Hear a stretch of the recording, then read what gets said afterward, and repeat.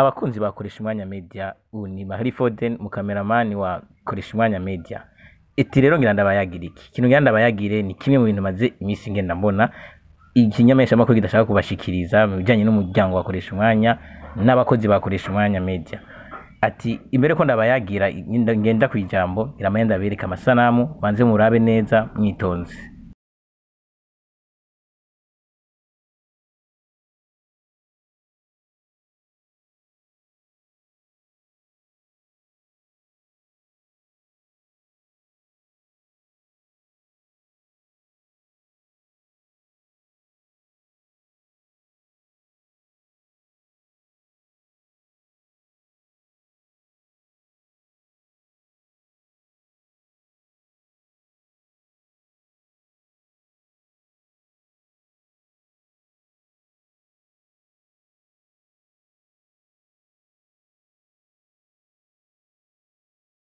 Ego muneje kuraba ayo masanamu. Uyu mwana mubona aguma yigarukiriza ku mafoto menshi cyane yitwa Gi Uwiteka Gi Assumption. Akaba yavutse kwigenekerezo rya 15 ukwezi kwa 8 2020.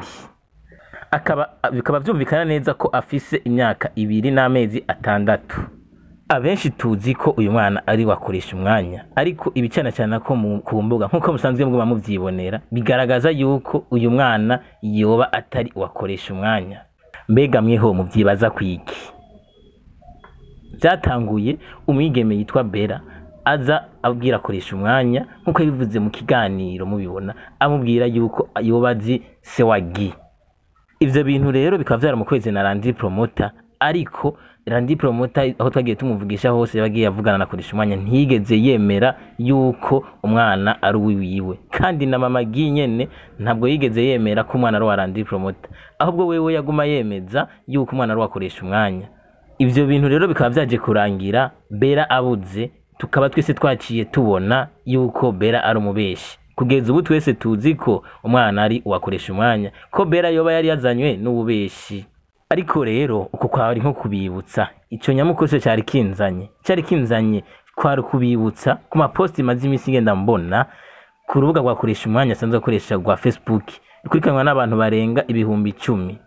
Nkuko muyibona iyo post iriko abantu babiri, iriko Randi Promoter ari kumwe na mama Gi, ikabiriko nakoresha umwanya ku ruhande ari kumwe na mama Gi.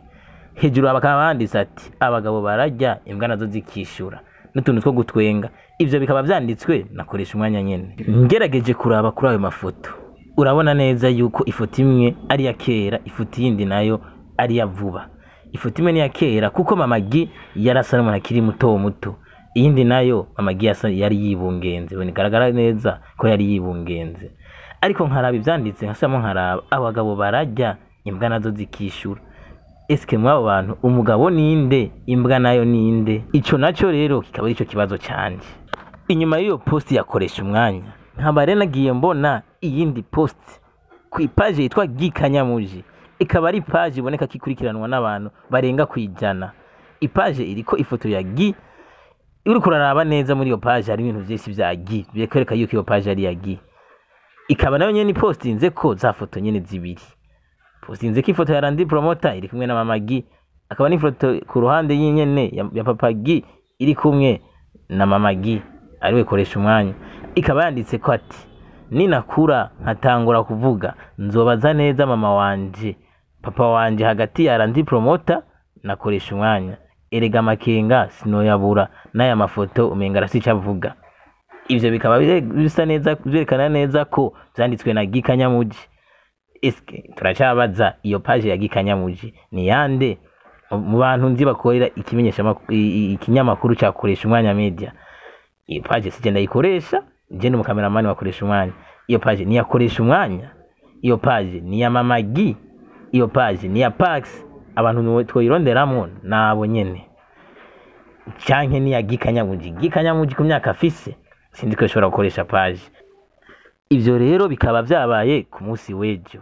Uyu munsi naho niho nagiye mbona kuri page yakoresha umwanya sanzwe yikoreshereza urubuga rwakoresha umwanya ya postinze ko cameraman wiwe Pax Alaba ari kumwe n'umuhungu wiwe Gi bakwigiza gatoki hose hejuru, uboneka neza ko ari abantu baryohewe cyane.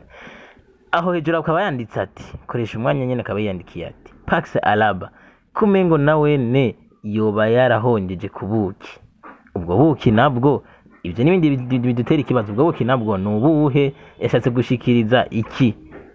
Yagikanyamuji nayo nyene ikiba irapostinze, iba irapostinze ya foto Pax Alaba ari kumwe na Gikanyamuji. Gikanyamuji nawe yanditse ati kumengo mama wanje arimwe amahinyu. Burya koko jewe ndi umuhungu wakoresha umwanya? Ivyo ni ibintu biguma bidutera amakenga. Niyo mpamvu ubona nashitse ngaha naje amakenga ndayafise nkuko nawe uyafite. Twagize n'abakunzi bakoresha umwanya bo ku rubuga rwa Facebook, benshi bakaba baje baragaragaza amakenga yabo. Nkuko rero dusubiye inyuma ku rubuga kuri post yakoresha umwanya ya mbere, Randy Promoter kabanyene yaciye komanta, yakomanse utuntu two gutwenga hama harimo n'abantu bamwishuye. Tugiragenda ku yindi commentaire igira kabiri, bagaca uwundi muntu yitwa Torero akaba yanditse ati hubwo imbwa ni wewe, kuko nta cemeza ko iyo nda afise itari iya Landry, kuko umwana amenywa na nyina. Ikizi nuwo mugore ariko aracafuza, uriko aracafuza ku mbuga. Ya ni commentaire igira kabiri. Hari ama commentaire menshi, ariko commentaire yindi y'umuntu yitwa Areshava Iradukunda ati akaba yanditse ati nuwiwe vraiment. Akaba n'undi mu promotere yitwa Arani Promoter Burundi akaba yanditse ati byoshoboka akoresha umwanya kubera ubuki nibwubahwe nta utabukunda. Uwundi muntu yitwa Uwimana Joseline akaba yanditse ati barasa cyane ngira niyo mbanye niyiwe. Uyundi nawe yitwa Igira neza Oji Joseph Joyce akaba yanditse ni photocopy ndaki kumatwumigwa. Uwundi nawe ngo Pasteur Niyonzima aho nta soni, indero irakenewe, reka kwigira imbora bwenge, aho nyene wisamburire ko ubona ubaka urugo urekane nakahise, kuko uravye nabi ubuzima buzokononekara. Uwundi nawe Alexi Promoter kabanditse ati karabaye Amisa Karidi mana yanje oyareka kandi si vyiza. Esperance naco yangize ati ivyo bintu si vyiza, ivyo bintu uvuga Georgette Nzeyimana akaba yanditse ati ifoto ya mbere abagabo barajya, ifoto ya kabiri imbwa zikishura. Burya yabivuze yaravye ifoto ingene zipanze. Ifoto ya wundi nawe Paul Pogba wewe urugo ruzokuranira ku bwa social media. Esperance naco yangize ati aho rero ni wewe witutse kuri imbwa. Nur TV Desa 57 akaba yanditse imbwa ni inde abagabo ni bande. Dukomeza kumi tukaba tubona n'umuririmbyi yitwa Frima Boy akaba niho nyene asanzwe ari mu bantu bakurikirana urubuga rwakoresha umwanya media, nawe nyene akaba yagize bivuga ko yagize ati ngo barariye we urishura nanje nzoza. Uwundi muntu yitwa Marquez Kira ati sha hari umunsi abagabo ni bande imbwa ni bande nkuko mugwa mubibona. Uwindi Jana Junior ati none ntiwumva ko ari we uri imbwa wamutwaye kandi byose warabibona, kandi rero y'umusega. Turiko turabira commentaire na nyene hari abagize ico babivuga ko bari bavuga ati koresha umwanya ni weso, ntubona ko yarabundikiye n'inda ya nyoko, abana bubu murashira isoni. Abandi nabo baratwenga.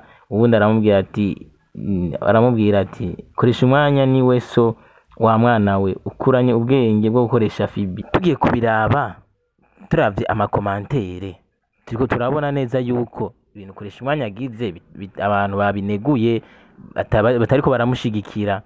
Je nanje nkibazani none bino bintu koresha umwanya iyo babikorera iki, kuyihe nyungu, ko bari kuryosha imbuga, ko mbona muhira umengo we n'umugore babanye neza ntigera mujya n'ugwara, nta mishwano yamaho, mugabo ku marezo sosio ari yerere ugwamo ubona Gikanyamuji arabijemwo.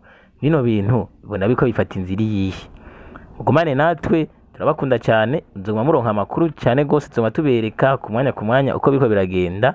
Turabakunda yari cameraman Foden.